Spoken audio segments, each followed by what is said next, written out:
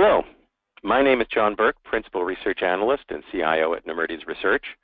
Welcome to our monthly webinar entitled Get Real, See and Respond to Attacks as They Hit with Real-Time Behavioral Threat Analytics by Johnna Johnson. This webinar consists of an interactive presentation and moderated Q&A period. To submit a question, please use the control panel on GoToWebinar.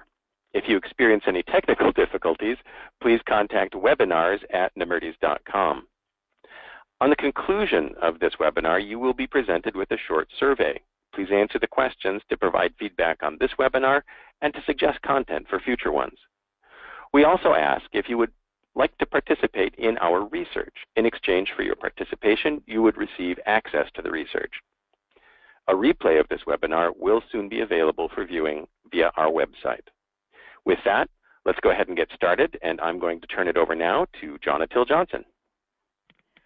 John, thank you so much, and welcome everyone to this webinar. I'm going to just jump right in and address the topic, which is real-time behavioral threat analytics. So we will first introduce Nemertes for those of you who are not familiar with us. We've got the brief agenda, we'll do intros, and then we'll talk about the problem and the solution. And then we'll give you a little bit of background from our research as to who's using it, where it fits in the next generation information security architecture, how it works, what the real-time Bta architecture is, and then why somebody might use it, how to select among the different vendors that provide it, and really kind of a little decision process for whether or not you need it. And then we'll route you to where you can go for more information and give you an update on what our next webinar is, and then jump into some Q&A. Okay, so for those of you who are not familiar with us, we're a research and strategic consulting firm that analyzes the business impact of emerging technologies.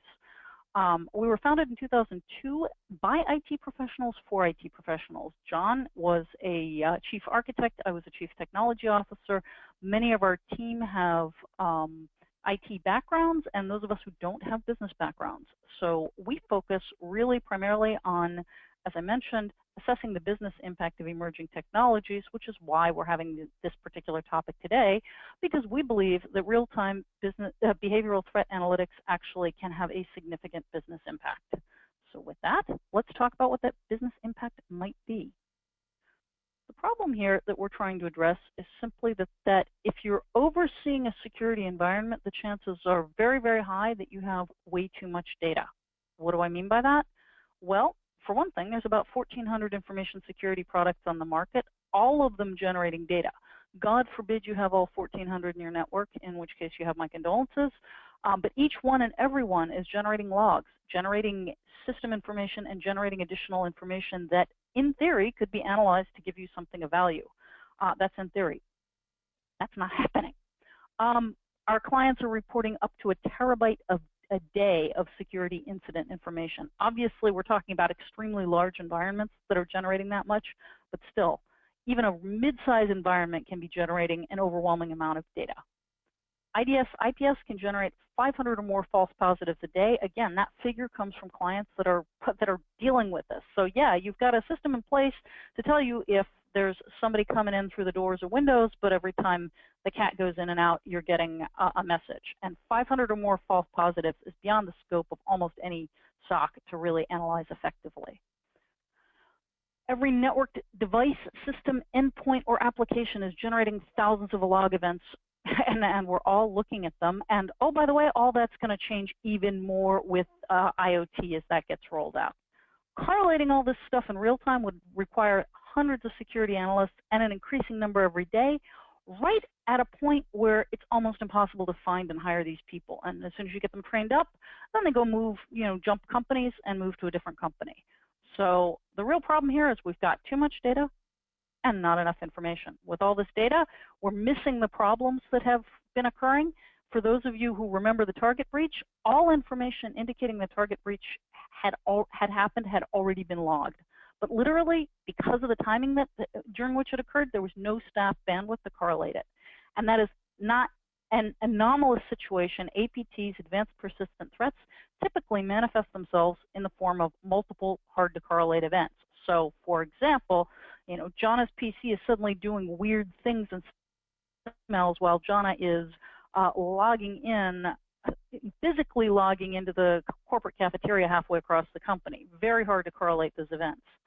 And in fact, one of the CISOs that we talked to that moved on to deploy the technology that we're talking about indicated, we didn't have any visibility into zero-day APT signatures, anything. This is a CISO at a global 200 organization who had the best equipment on the market up until then. That's what the problem really is. What's the solution? Well, it's something we're calling real-time behavioral threat analytics. And obviously you know that because that's the topic of this webinar, but let's talk a little bit about the name and why we call it that. First, we're talking about not forensics, we're talking about as it happens information. So we are capturing that data in real time and analyzing it in real time. What data? Behavioral data. So this isn't, this isn't just log information or event information. It's actually looking at the concept of behavior of servers, endpoints, network elements, and above all, users. So it's really trying to answer the question, what the heck is Johnna doing logged into her PC in New York when she is also walking into the cafeteria in Los Angeles? That's probably indicative of a problem. Threat analytics, well, it's uncovering anomalies that indicate threats. And I'm going to come back to this in just a second. Analytics is that it's automated, relying on machine learning and not rules-based. So you may be familiar with the term user behavioral analytics and the more recent term user and entity behavioral analytics. That's another term for this that's used by one of our competitors. We don't like that term, not just because they're a competitor, but because it misses the point. In other words, looking at users and entities is not really the issue. The issue is whatever an entity is, whether it's a server, an endpoint, a network element, the point is it's behaving in such a way to generate a threat. And that's why that word threat is incredibly important. It's not just that we're sitting idly back and trying to figure out what the heck everything is doing in our environment or how the users are behaving. What we're trying to find out is what is a threat, what is a possible threat being posed by that behavior. So that's why we've renamed this behavioral threat analytics. And I will tell you that if you are a information security professional at an enterprise, you'll have a lot easier time getting the attention of the folks who write checks if you talk about behavioral threat analytics than if you talk about user or entity behavior. Because at the end of the day, every CISO wants to know, is the company at risk? Is my organization at risk? What can tell me whether my organization is at risk? In fact, the CISO of a very large organization told me a couple of years ago, Johnna, what I want is something that I can plug into the network that has a good sense on its own of what the baseline environment is. It's looking at everything. It knows what's normal, and it can figure out very quickly when something happens that's not normal. That's exactly what behavioral threat analytics is about. Enough about what it is. Who's using it? Well, in our recent security benchmark, which we conducted earlier this year, we found about a third of folks are currently using BTA, another 25% aren't planning, and another third are evaluating, and the remainder are planning to deploy this year or next. However, we also found that use correlates with greater success. So across the board, as we noted, 31% of all companies are using, but every single one of the most successful companies that we looked at are using. By most successful, lots of times people say, well, how do you measure success?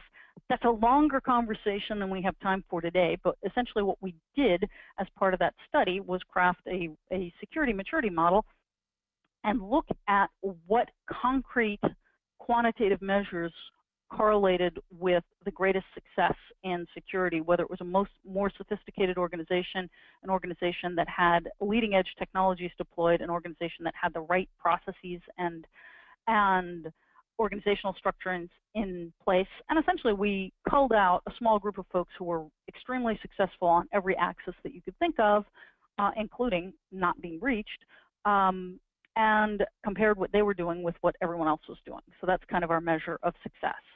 So one of the things we did as part of that exercise was look at a handful of technologies that we considered to be bellwether technologies, including real-time behavioral threat analytics, and asked ourselves, what's the current state? Are successful companies more likely, less likely, or same likely to be using? Well, it turns out that they are more likely to be using.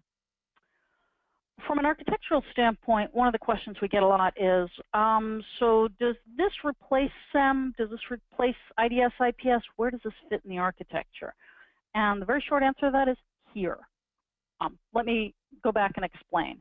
What you've got around the edges to the left and on the bottom are resources and resources that need to be protected. Now, cloud is a whole separate discussion, so we kind of have that off to the left, but you've got applications, databases, big data, server, desktops, mobile, physical IoT, basically any concept of a resource that you're protecting is around the edges. Then you've got your protection systems, your secure web gateways, your next generation firewalls, your identity and access management, your data loss protection, your anti-malware. That's the green stuff, the PS. That's sort of classic InfoSec 101 stuff that you need in place to protect these resources. They are necessary but not sufficient. Then you layer on top of that defense monitoring systems like SEM and IDS, IPS. So these are systems that are capturing data from everything else that's in the environment and attempting to make sense of it, but what it's missing is that advanced security analytics, which is that sort of medium blue right up there at the top, which is that ASA. That comprises security operational intelligence and behavioral threat analytics right there at the top. And the key point is that the advanced security analytics is taking data from every layer in this structure. And the two pieces we didn't talk about are the threat risk and compliance networks, also known as threat intelligence networks, off to the right. And then, of course, you want to feed this all up to answer the fundamental question, what is the business risk of what's going on? So the key thing is, if you think about this almost as a pyramid, the advanced security analytics is sitting on of the entire infrastructure that you've got in place to monitor, manage, and enforce the protection of your environment. And another key point is it is in addition to, not instead of. So it's not like you're going to say, oh, gee, I'm not going to use Splunk, I'm going to use BTA instead. No, you're going to use BTA and connect it in with Splunk, and we'll talk about that. But let's talk now about what the real-time BTA architecture itself looks like. And if you start at the top, you've got two categories of users, your business users and your security operational analysts. These are people who are looking at the same data, but with vastly different contexts and backgrounds. These are humans that are, really both trying to answer the question, have we been breached? Am I at risk? What's going on?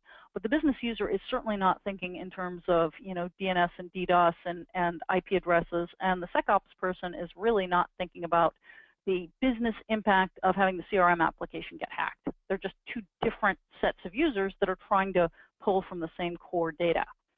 And as I mentioned earlier, that data is not generated by the real-time behavioral threat analytics. It's actually cross-correlated and analyzed. So in other words, what you've got is a cloud-based or on-premise analytic engine that is sucking in information from those protection systems, from those defense monitoring systems, from the physical environment, from all the resources and applications, as many of these as possible, then running a series of analytics across it. And I'm saying then as if there were a temporal sequence here. There really isn't. It's capturing this information and cross-correlating, saying, gee, we got some data from the secure web gateway over here that's correlating with, for example, the physical IoT. Oh gosh, Johnna is logging into a dangerous website at the same time she's physically not even remotely close to her desktop, in the example I keep using. What that tells you is that if you're looking at the sort of key components of a BTA architecture, there are three. The first is this ability to customize a dashboard that provides information to both the security operational team and the business users. So in other words, you want to be able to take that same raw data and present it to two different users, and in fact, multiple different users. You can imagine within that you might have an executive roll-up on the business side. You might have an executive roll-up with business owners underneath that, each seeing a slightly different version. And in the SecOps, you're going to see different levels of granularity, maybe by technical discipline, maybe also by seniority. But the key point is, like views in a database, you really want your dashboard to be something that can be customized to the actual users and hopefully come out of the box with a handful of default settings so that security operations professionals and business users can both see the information they need to see. So that's one key component you should be looking for. Another one is the integration with all the other systems. As you probably figured out by now, the success of a BTA solution really depends on how good it is at bidirectionally capturing information from all these different sources. And by bidirectionally, I mean you want to be able to run queries as well as just passively suck down data. So that involves having APIs and other interfaces. You can have an actual API requiring the end user to do the integration, or you can have built-in integration with existing products. So, for example, if you've got Splunk, I use them as an example. Some of these solutions actually come with a pre-packaged, pre-integrated interface into Splunk, so you can be pulling Splunk data from the moment you turn this thing on. Then, not all, but some of these actually have an optional remote agent that you can plug into and capture data that way. So, for example, if you don't want to be pulling, pulling system logs from your desktop, you may be able to put a remote agent on your mobile devices or your desktops and be querying that a different way.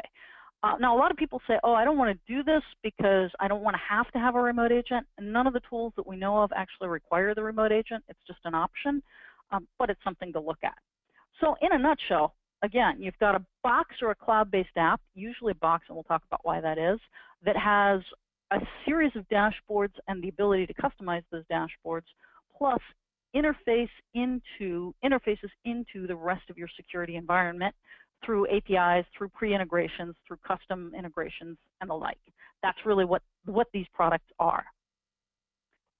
Well, you can probably see this, but I'll run through some of the benefits here. First is reducing that false positives. As I mentioned earlier, that 500 false positives a day was a real data point, and in fact, the company that was dealing with it went from 500 to 3 to 4 real threats by deploying BTA.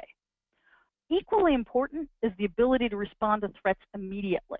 So you know about them as they're happening, and you can shut them down instantly, depending on, either via the solution, which is actually not that common, or some other way. In fact, one of the CISOs we talked to, actually, as soon as they had their proof of concept up and running, they saw somebody was logged into the system and downloading an application that was not permitted.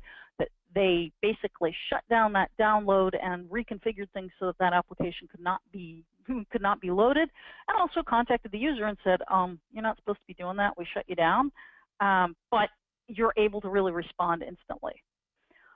Again, I've kind of hammered on this, but it's really important to understand it doesn't replace the investments that you've already got in your IDS or your IPS. And in fact, what it tends to be is the cornerstone of 3 to 4 other products, as this CISO mentioned. It's part of your ecosystem. It's an important piece of your ecosystem, but it doesn't do it by itself. And I also want to highlight that's actually one of the big reasons why you typically want to buy this as a third-party product. Because if someone's got analytics, people say, well, I've got analytics built into my firewall or my secure web gateway, or Splunk, we'll talk about them, but they actually have a BTA solution, which is Bpa. The problem is you don't want something that preferentially looks only at the company's other product. That's a bad thing, because environments are heterogeneous. You don't want something that sort of nudges you towards homogeneity. You want something that is absolutely agnostic, takes in all the data, and does the analysis on its own. And that's why we believe this is a true product category and not a feature that's going to be built into every product downstream. You've seen these examples, but it integrates multiple data sources. In particular, physical data is actually a really key piece of that. And the example I keep using is, hey, Johnna's logged into her desktop, but she's also 1,000 miles away. That's a problem. And we know she's 1,000 miles away because we've looked at her badge. So either somebody stole her badge and something weird is going on in Los Angeles, or somebody's hacked that desktop and something weird is going on in New York. Also, because of the way these things work, they can provide great documentation of attacks and threats so that you can actually do the forensics. It makes forensics a whole lot easier to figure out what actually happened because you have all the data for it and you've got the analysis of the data. So these are some of the benefits of BTA. Who makes this stuff? This is a short list of folks: Bay Dynamics, Exabeam, FortScale, GuruCall, Light Cyber, Securonics. I mentioned Splunk has bought Bpa. There's a bunch of others. What's interesting is this space has been around only since about, effectively 2014, and it's really starting to gather some momentum. And you're starting to see end users, take it seriously and really think about it. So we're kind of at that early adopter phase, and we expect to see some consolidation and some clear winners and losers as a handful of these players start pulling out to the fore. All right, so now you're listening to this, if you're an information security professional, you're saying to yourself, great, I'm sold. How do I select these things? If you are a vendor who makes security products, you want to look at this and say, how do I differentiate among these products out here? And a couple basic things.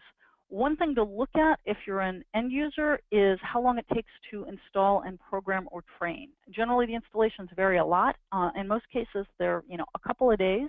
Sometimes it's a day. The example I gave you previously, these guys literally plugged it in, turned it on, and the CISO went, "Oh, look at that, an invalid, an illegal application download." Funny. So vendors talk about this whole time to value concept. Others take longer. It really varies by technology or by product. So you really want to look into that. The user platforms, is this a self-contained box/appliance, or do you have to be running Hadoop and this is an app that you put on a Hadoop cluster? And as I mentioned, could be cloud-based, although not really want all their security metadata in the cloud. Go figure. But yes. Pricing structure, you want to fully understand, is this per user, per device, per server, per incident, like how do they price this?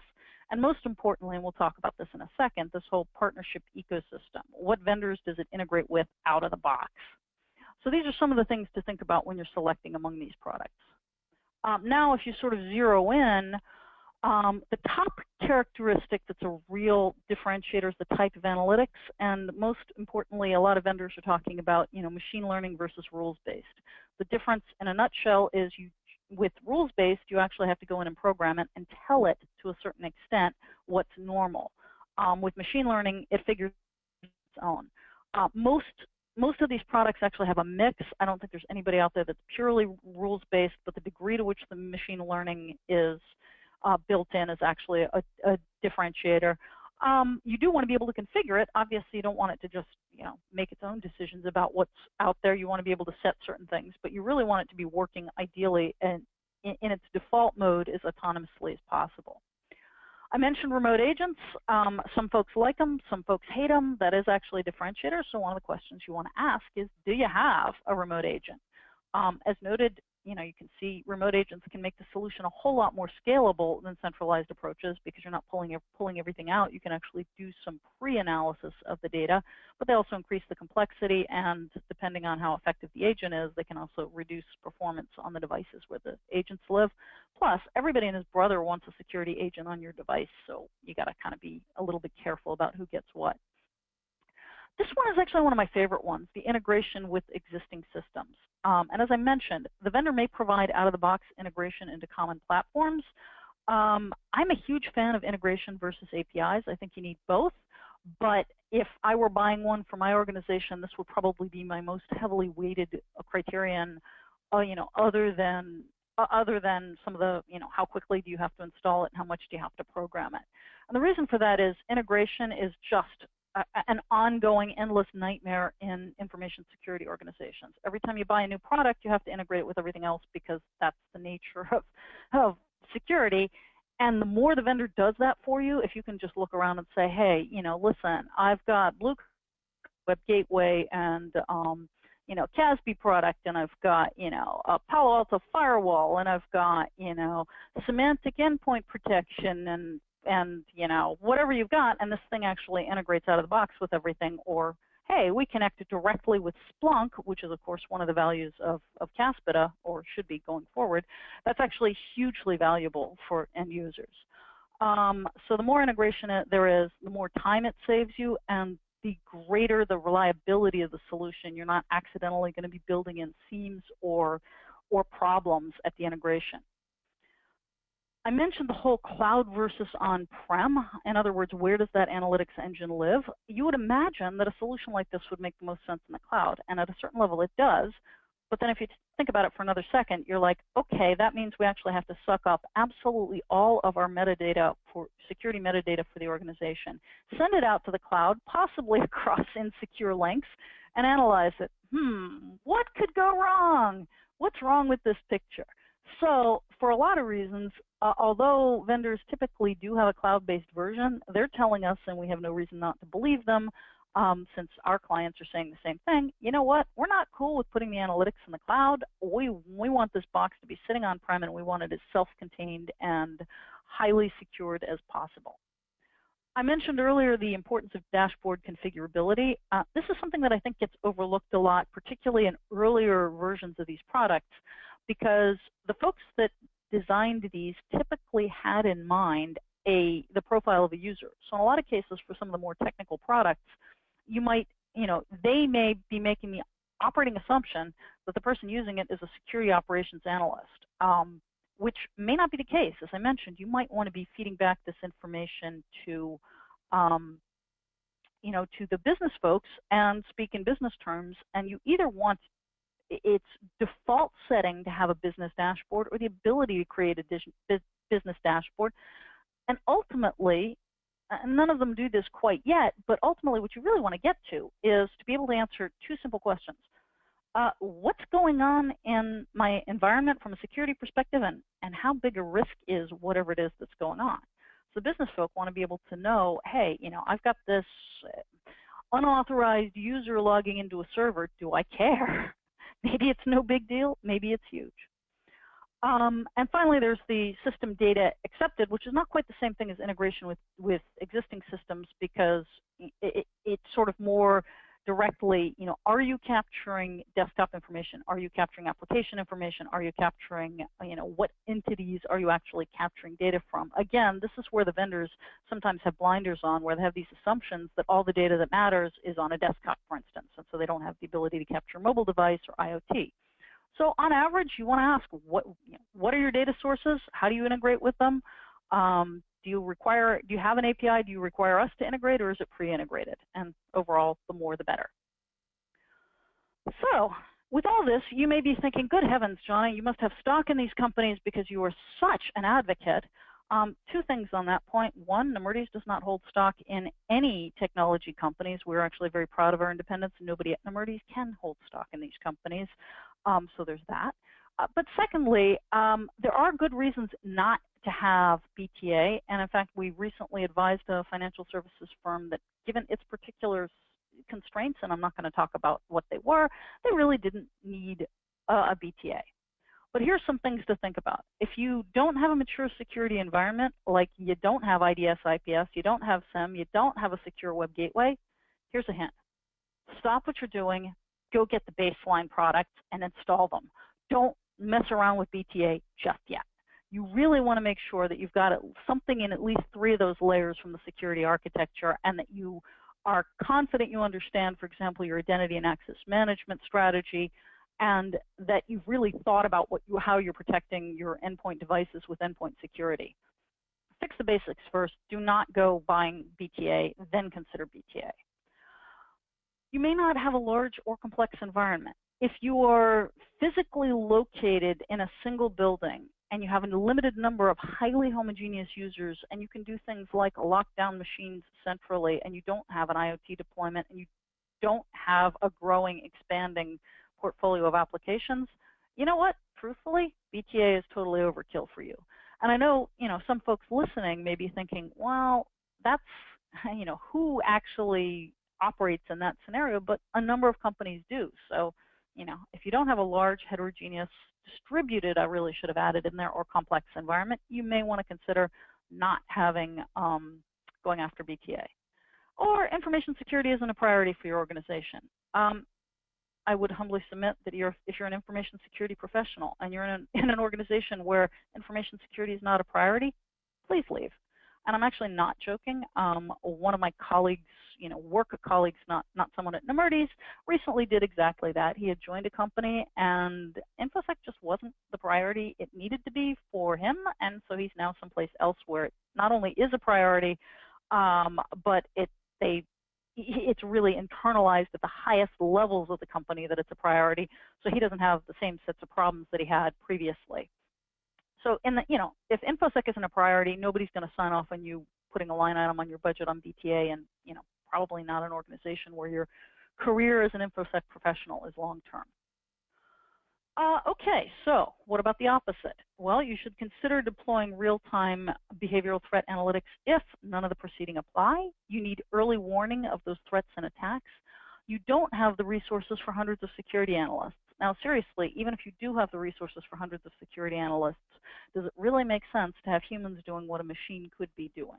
Probably not. Also, if you need to be able to express threats in business-friendly language, some of the BTAs, not all of them, can help you do that. And as we noted, if you need automated, I should have included the word automated, but if you needed automated documentation of attacks for compliance or legal reasons, a BTA can be a huge help. So, bottom line, most folks, certainly the most sophisticated folks, should consider deploying BTA. If you do one thing after this session, if you're an information security professional, it would be to put a line item in the budget for BTA for as soon as makes sense to you. I think that's the most important thing you can do. If you then want to figure out which BTA makes sense, that's the next level down. But I would like to see all of my clients who meet the criteria deploying BTA within the next 12 months. I think it's that disruptive a technology. You should, at a practical level, you should plan to have a proof of concept in your short-term roadmap, and you should have that line item in your budget for this year or latest next. So with that, I will jump to the next couple slides, and then we'll take some questions. If you want more information about BTA or our information security program or anything else, really, if you're a client, please contact us at clientservices@nemertes.com. If you're not, please call us at sales@nemertes.com, and we will discuss how to make you a client. And then please do not skip our next webinar, which actually is going to be extremely exciting, and we've got a lot of folks, I think, already registered for it, which is iOS 10 and iPhone 7. What do enterprises need to know? Erwin Lazar, my colleague, the Vice President and Service Director of Nemertes Research, is going to be talking about iOS in the enterprise. So please, do log on and do register for that event. And that is October 17th at 2 p.m., correct, Rachel, 2 p.m.? Yes. Okay. Actually, that's October 18th, so. Okay, well then. Thank you, John, and folks, please note. So that would be October 18th. Thank you. Okay, with that, I think we can open this up to questions. John, do we have any questions? Yes, I was going to say we just have one currently, although I'll encourage anybody who's on and listening to submit them through the questions tab. But just this, if integration is a key aspect of these systems and not being limited to the vendor's own products is a key aspect of integration that we should look for, are there any standards in place for integration? That is a great question, and I would say not to my knowledge. I have not seen, other than very low-level standards for integration, I haven't seen any high-level. This is how we slot, how BTAs as a group will slot into, say, secure web gateways as a group. Have not seen any. That's a great question. We'll definitely keep an eye out for it. That's the only question we've got right now, so we can wrap, I'd say. Okay. Well, folks, thank you so much. Very much appreciate your participation. And for those of you who are following along on the recorded webinar, don't hesitate to reach out to us. Actually, for anyone, don't hesitate to reach out to us at the previous addresses. Thanks very much for your time and attention. And back over to you, John. With that, we will, in fact, wrap up today's webinar. Thanks very much for your time and attention today. And again, please join us for the next webinar on Tuesday, October 18th at 2 p.m. Eastern Time for iOS 10 and iPhone 7, What Do Enterprises Need to Know, presented by Erwin Lazar. A registration link for that webinar will be posted to our website. If you would like to follow up with us and you are a client, please send an email to client-services@nemertes.com. If you are not a client, please send an email to research@nemertes.com or sales@nemertes.com. Thank you very much for your time, and this concludes the webinar.